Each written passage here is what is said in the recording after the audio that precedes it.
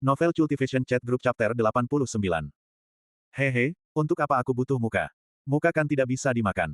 Dan, dari sudut yang tidak bisa dilihat biksu Kaukasia itu, Song Suhang menunjuk ke bibirnya sendiri dan membentuk kata-kata diam-diam ke arah altar master, aku bukan senior. Aku hanya mahasiswa biasa. Tidak ada yang salah dengan informasi yang dikumpulkan bawahanmu. Song Suhang selalu menganggap berbohong dan menipu orang sebagai hal yang salah. Tapi dalam hidup seorang pria, sesekali berbohong tidak bisa dihindari. Misalnya, kadang diperlukan kebohongan putih. Namun demikian, Song Suhang percaya bahwa bahkan jika harus mengatakan kebohongan putih, yang terbaik adalah mengungkap kebenaran sesegera mungkin. Menjadi orang baik berarti memperlakukan orang lain dengan ketulusan, ini adalah kepercayaan yang menjadi dasar hubungan antar manusia.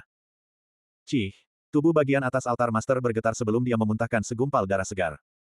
Aku mengutukmu. Aku mengutukmu. Setelah ini, aku akan berubah menjadi ghost abadi. Aku akan menghantuimu sebagai balas dendam abadi. Sebagai seruan terakhir, altar master meraung. Dengan raungan terakhir itu, napasnya berhenti. Altar master telah mati. Kali ini kamu akhirnya mati, kan? Song Suhang berdiri diam dan menunggu sejenak. Ketika dia merasa bahaya telah berlalu, dia berjalan ke arah tubuh altar master dengan sebuah jimat di tangannya. Kali ini, altar master telah binasa sepenuhnya tanpa kesempatan lebih lanjut untuk hidup kembali. Bahkan begitu, hanya untuk berjaga-jaga, Song Suhang mengangkat pedang terbang hitamnya dan memenggal kepala altar master dengan sekali tebas. Jiang Zian sebelumnya telah memperingatkannya bahwa teknik yang bisa digunakan cultivator untuk bertahan hidup sangat banyak. Oleh karena itu, menghancurkan mayat secara menyeluruh adalah cara terbaik untuk memastikan kematian lawannya. Untuk cultivator stage 2 seperti altar master, pemenggalan kepala kurang lebih sudah cukup. Pedang itu tetap bersih, tanpa setetes darah pun.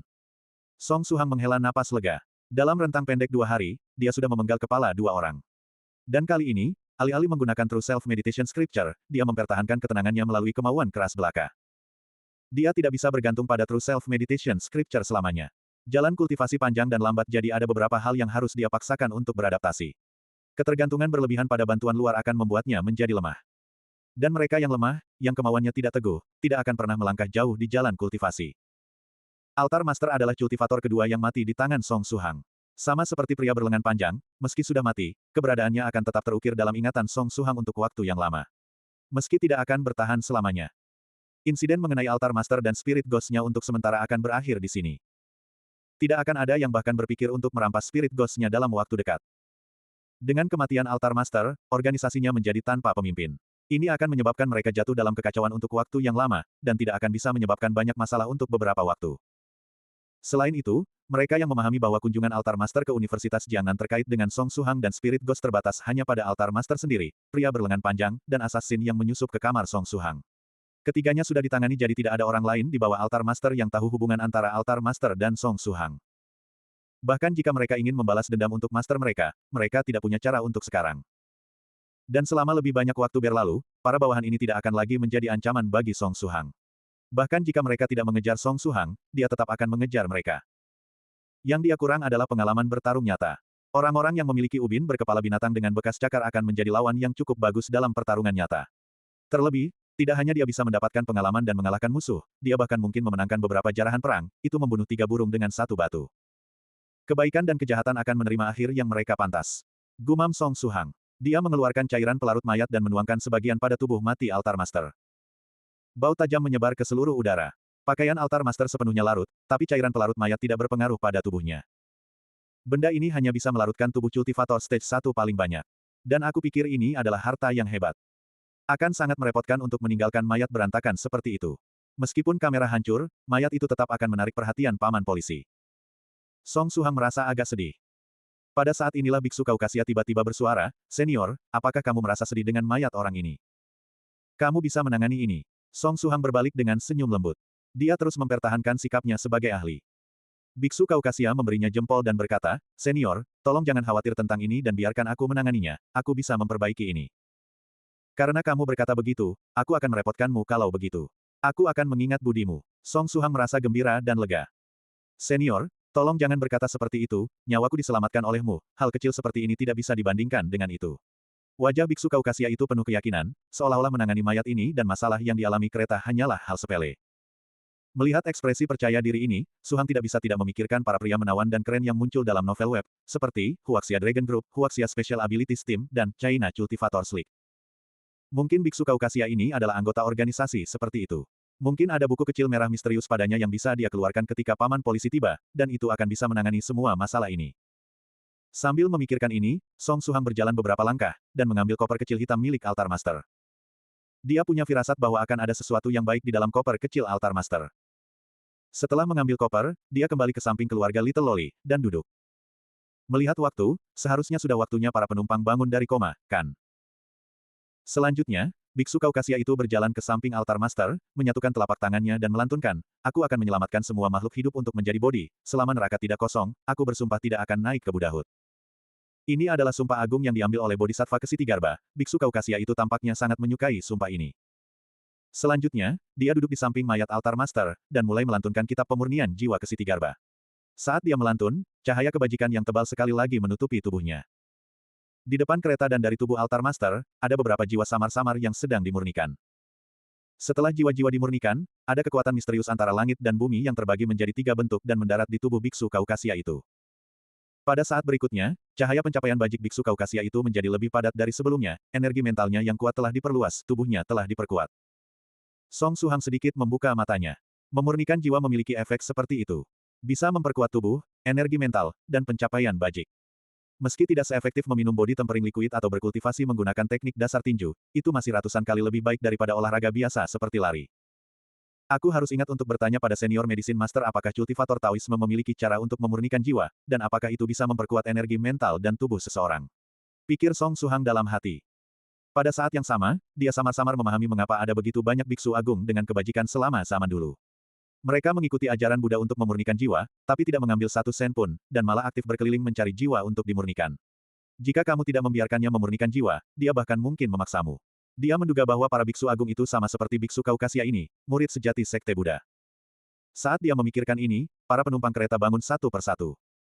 Semua orang ingat mengalami mimpi buruk yang sangat menakutkan, tapi paruh kedua mimpi mereka semua berubah tenang. Apa yang terjadi? Sepertinya aku ingat biksu agung berlari kembali ke kabin, lalu kabin menjadi gelap, dan aku tidak tahu apa yang terjadi setelahnya. Di mana biksu agung? Sementara para penumpang semua mengobrol satu sama lain, mereka cepat memperhatikan biksu Kaukasia itu. Dan mayat altar master yang terbaring di sampingnya dalam 5 bagian. Terkejut. Dan diam. Lalu, ada teriakan ketakutan. Ada yang mati, ada yang mati. Para penumpang di kabin bergegas ke pintu, dan membukanya secara manual. Mereka tidak peduli dengan situasi di luar kabin, dan langsung lari keluar kereta sambil berteriak ketakutan. Ada yang menjadi mual dan muntah, dan ada juga yang langsung pingsan dan terus tidur. Jika itu kematian biasa, semua orang akan mendengar beritanya dan tenang seiring waktu, mereka tidak akan terlalu takut. Tapi kali ini, berbeda, pernahkah kamu mendengar tentang merobek tubuh, anggota badan dari anggota badan oleh 5 kuda? Orang mati ini sudah dipotong menjadi 5 bagian. Pada saat yang sama, ada suara dari kabin di depan. Di sana ada mayat 2 bawahan altar master, digigit menjadi bentuk tidak manusiawi. Demikian pula, itu menyebabkan para penumpang di sana lari menyelamatkan diri. Di samping Suhang, ayah kemeja putih, ibu muda, dan Little Girl bangun. Ayah kemeja putih tidak buru-buru turun dari kereta, dia pertama-tama melihat ke arah Song Suhang yang duduk di samping mereka, dan dengan hormat bertanya, anak muda, bisakah kami turun dari kereta sekarang? Dia merasa bahwa anak muda ini adalah ahli. Sebelumnya anak muda itu berkata bahwa sudah terlambat, dan menyuruh mereka tinggal di sampingnya dan tidak pergi kemanapun. Selanjutnya, mereka pingsan. Ayo turun, apa yang terjadi selanjutnya bukan urusan kita.